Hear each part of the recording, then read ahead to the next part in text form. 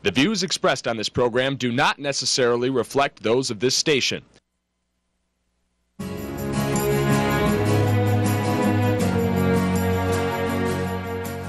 Welcome to Insights into Northeast Michigan, a WBKB News public affairs program. Insights deals with the issues affecting those in the community, as well as Northeast Michigan and the state. And now, Insights into Northeast Michigan.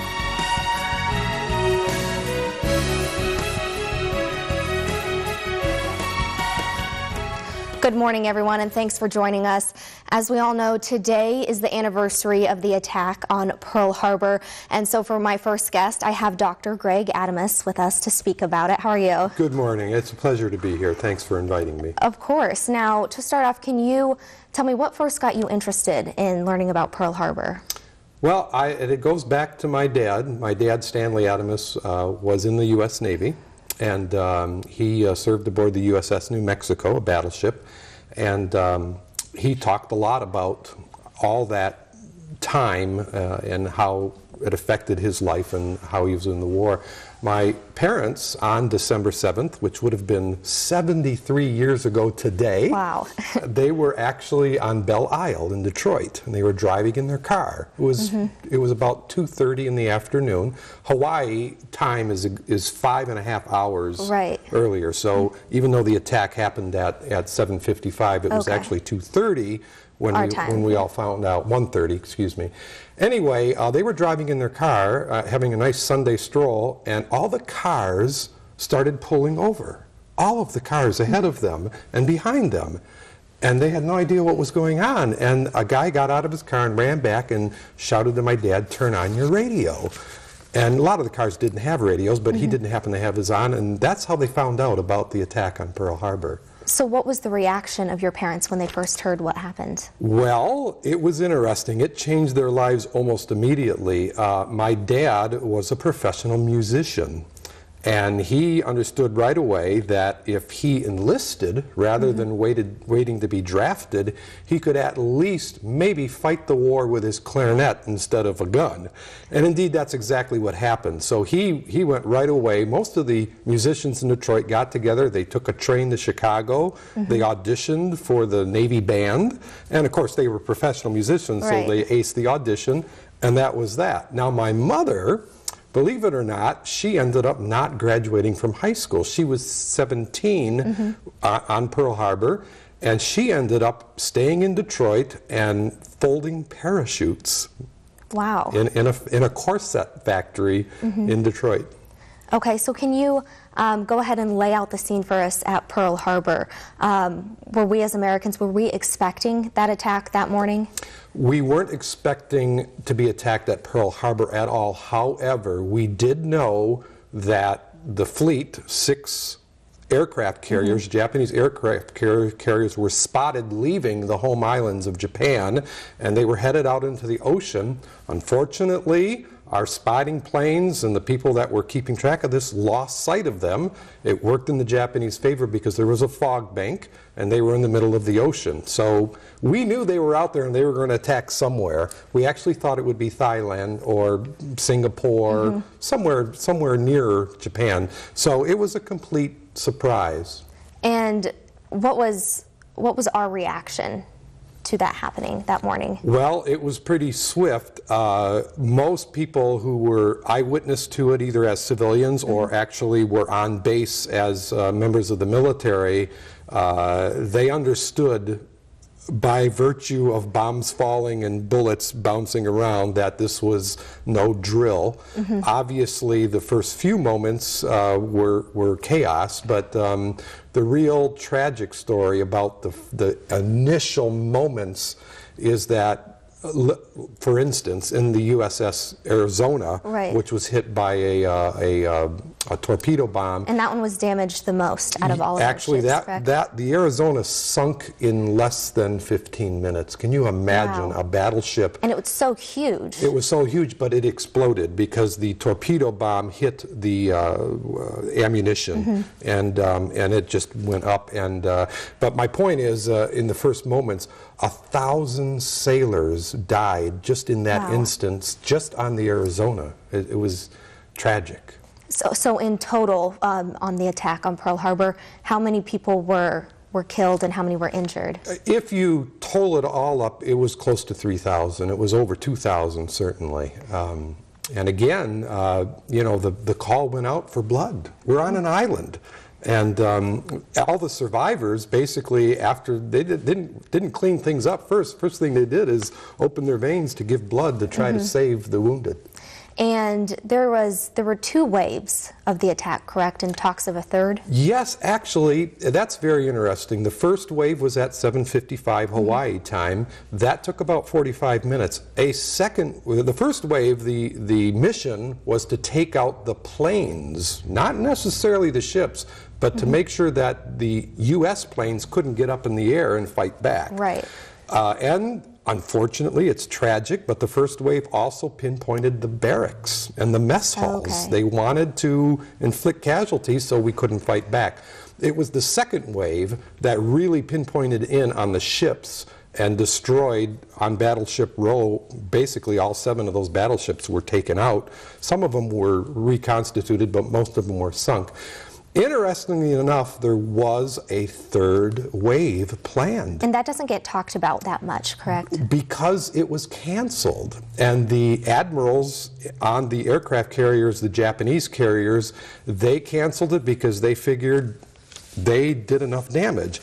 But it was that third wave, because it was canceled, where America was able to recover from the attack, because the third wave was supposed to take out the oil refineries, which was the fuel for all the ships and the airplanes, and it was also supposed to take out some of the repair facilities. So you can imagine if all these ships are destroyed, right. Well, the repair facilities were right there and they were left intact because there was no third wave. Okay, so the third wave got canceled and they were able to stay intact. If it hadn't been, it would have been a lot worse for us. Now, President Roosevelt on that Monday, what was his decision? How did he decide to retaliate? Well, believe it or not, still on the night of December 7th, on Sunday, he went into his private study on the second floor of the White House. He had his private secretary with him. I forget her name. I think it was Ellis Tully, if I'm correct. He dictated the speech declaring war really? On Sunday night. Just him and her alone upstairs. He didn't have any speech writers. So his reaction was immediate.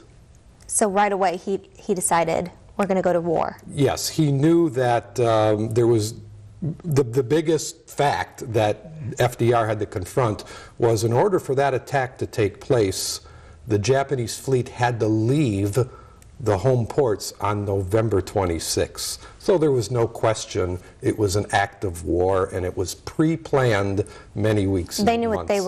what they were doing, and they were meaning to do this. Exactly.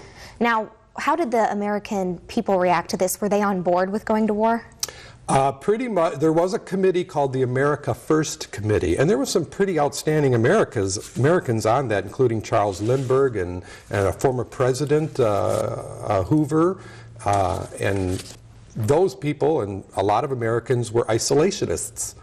And within the wink of an eye, literally by the next day, nobody heard from those people, and everybody was on board to fight the good fight. Now, was that the first time in a while that you would say the whole country of America had been united as one? Yes. You know, I think that when you look back at, when you compare, for instance, Pearl Harbor with the 9/11 situation in 2000, it was that same feeling, and you and I lived through that, so we understand that you galvanize, you come together, you put your differences aside. I'll give you one example of that.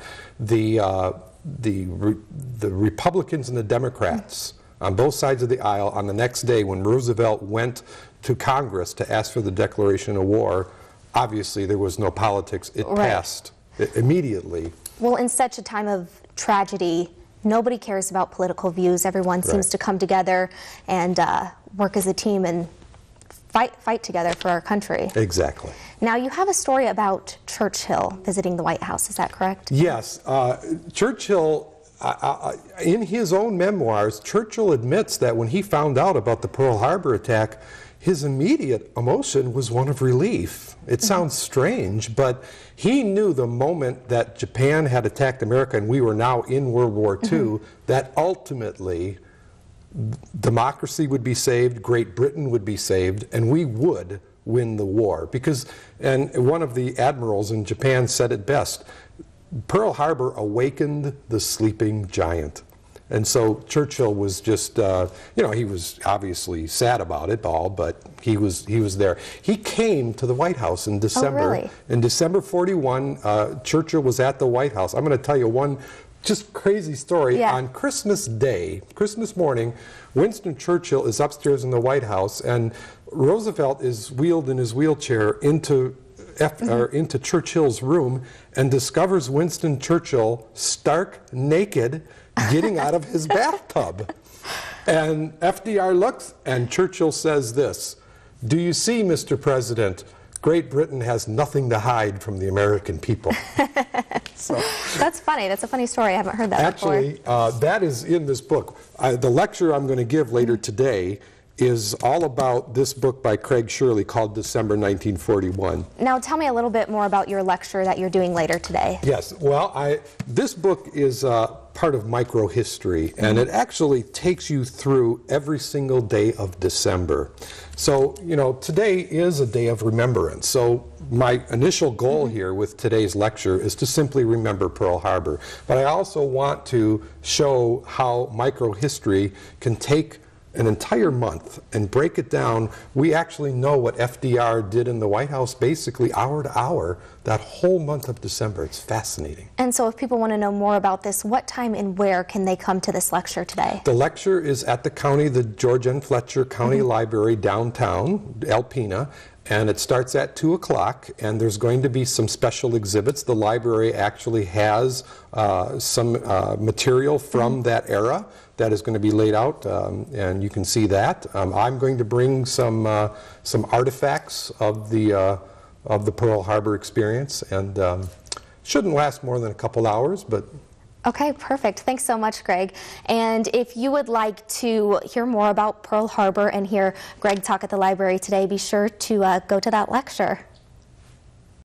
Welcome back to Insights, everyone. We're continuing to talk about Pearl Harbor as today is December 7th. And so for my second guest, I'm here with Tim Kuhnlein, who is a political science and history instructor at ACC. How are you? Thanks for joining us. Good, thank you, Lexi. And first off, what I want to start off talking about is what was Japan's thought process? Did they think they could beat us in the war by attacking us? Well, I think it was a tactical move to neutralize the United States, which had a presence in their perceived sphere of influence. And they basically, with the Pacific Fleet being located in Pearl Harbor, they wanted to neutralize the ability of those forces to respond to what were larger ambitions of Japan in Southeast Asia, particularly regarding colonies of the Dutch, the British, and of course the United States.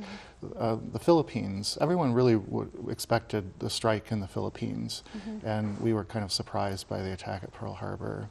Yeah, because I know it's not something I think about a lot, is when we think of Pearl Harbor, we think, why would they attack us? How mean. That's so mean of them to do that. So it's just like, what was their thought process? You know, did they? Well, we have to understand, you know, the global dynamics, the geopolitics of the time. We were playing in their sandbox. We were attacking not necessarily Japan directly, but territory that Japan viewed as its sphere of influence. And they were making inroads into China, which we wanted to lay claim to. We had a position of an open door policy regarding China. They had a very different opinion on that. And so their occupation of Manchuria, control of the Korean Peninsula, and our intervention in the Philippines, and not to mention Midway Island and a number of other islands in Hawaii, was sort of encroaching on their space. Right. So, you know, in a way, thinking about it from this vantage point, you can begin to see how the clash may have. This doesn't just come out of the blue by any stretch of the imagination. Right, it was a clash that had been building up. Yeah, to this. sort of an imperial tug of war, And we don't think of the United States as being an imperial power, but it clearly was, and one might argue still is, going back into the, well, even the whole evolution of this country from the original 13 states, developing a continental-wide territory and then going beyond into the Asian Pacific is the prelude to all of these events. Now, if we're speaking generationally, what is the meaning of Pearl Harbor? Well, clearly, I think, you know, it was the first real attack on U.S. soil of such a great magnitude, and it hit at our pride, it hit at our sense of values. We think of ourselves as the defenders of freedom, of open opportunity. We certainly saw ourselves as playing that role in that part of the world, opposed to a different set of ideologies. You know, we don't often refer to Japan as fascist, but for all practical purposes, it was an authoritarian model based on a sense of racial superiority. And we know the relationship with Japan and Germany, for example, and Italy for that matter. So I think this was just a real sort of affront to our sense of place in the world. And it was a huge impact. If you think about the way we've reacted to 9/11, there were just slightly fewer lives lost at Pearl Harbor. I was going to ask that because a lot of people relate the attack on Pearl Harbor to the attack on 9/11. So how do they differentiate? Well, I think the reason that 9/11 hits us, at least me as a younger American, probably the way it impacted older Americans, my grandfather's generation, is that, that is with respect to Pearl Harbor, is that it was a direct attack on our soil. There were actually fewer lives lost at Pearl Harbor, more lives lost on 9/11. And if you can imagine how we reacted to Pearl Harbor, it's no surprise we're reacting the way that we are today, with the level of aggression. And it's kind of a forecast of what's probably to come in terms of the larger struggles that caused 9/11 in the first place, and events like that. You know, this is a war in many respects of ideologies, of clashes of civilizations that we have to figure out how to reconcile. So generationally speaking, I think they're very similar, but obviously unique in their own right. And they both struck at the core of our sense of security and integrity, even though in both instances one could argue we're obviously interfering in their spheres of influence, and there are going to be repercussions for this that we have to sort out. Now, do you think the American people responded the same way to 9/11 as they did to Pearl Harbor? Well, we didn't declare war specifically on 9/11, although we talk about this diffused sense of a war on terror. It's obviously a different beast. We declared wars on countries. So our reaction is, I think, because of the nature of the attack, a little bit more confusing. It makes this scenario much more nefarious, if you will, and probably more complicated in terms of resolving. It's hard to know what the real threat is. We talk about ISIS, we talk about Al-Qaeda, but it's also something much deeper than that, I would suggest. In terms of the historical contrast, it was a lot more concrete. I mean, there were ideologies of difference, no doubt, authoritarianism versus democracy and capitalism, but they were much more tangible forces to respond to. And do you think that's because for Pearl Harbor we said we're going to join the war, this is who we're going after, versus today it's just this idea of getting rid of terror? Sort of. You know, there was, you know, there's no surprise that 9/11 occurred. We had in 1993 an attack on the same site.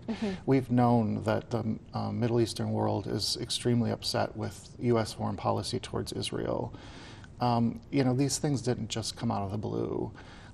Just like in the case of Pearl Harbor, the tensions with Japan go back well before the 20th century, but certainly by the 1920s, it was pretty clear. I mean, about 52% of the people at that time anticipated a war with Japan at some point as we were evolving through the 20th century, the first part of the 20th century.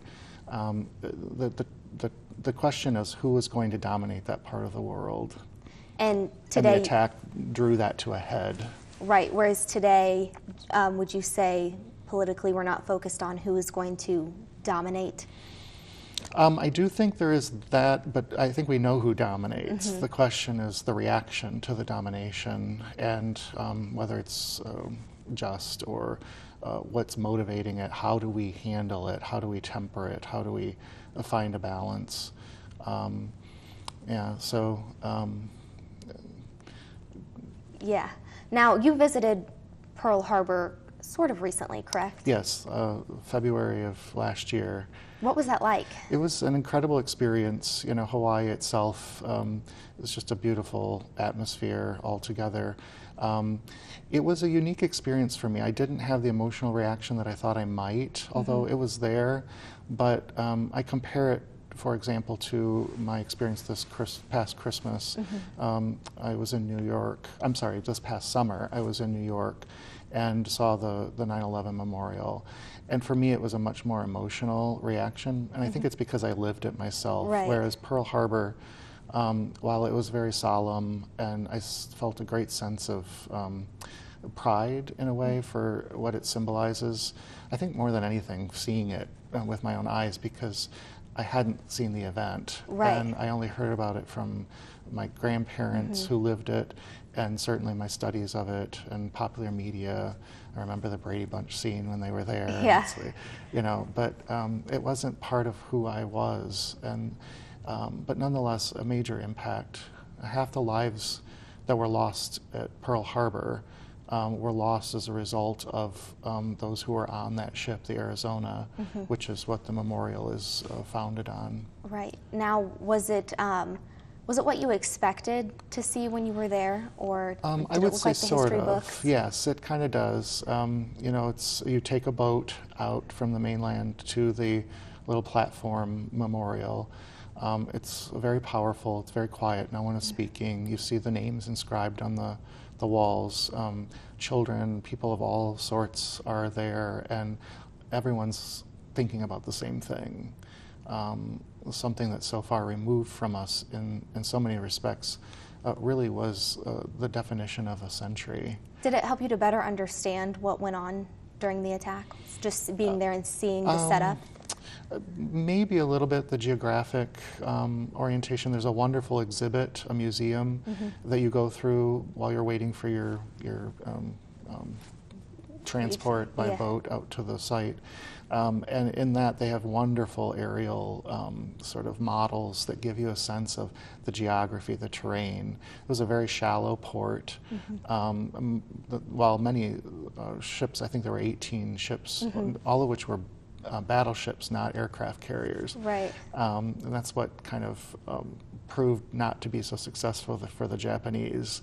But in any event, you kind of get a sense of where they were located and how they were protected in this deep water port, which was really the loot for the United States when it took over Hawaii in the late 1800s, as well as the Philippines. It was Manila Harbor and Pearl Harbor that we were after, because they served as deep water ports, as skipping stones across the Pacific to give us access to China. And therefore we come to loggerheads with Japan.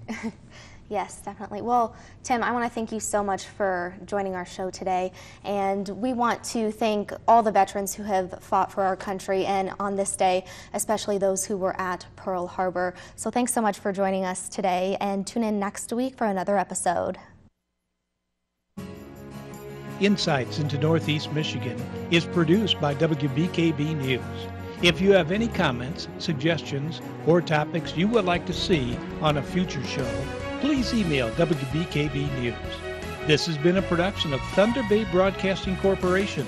All rights reserved.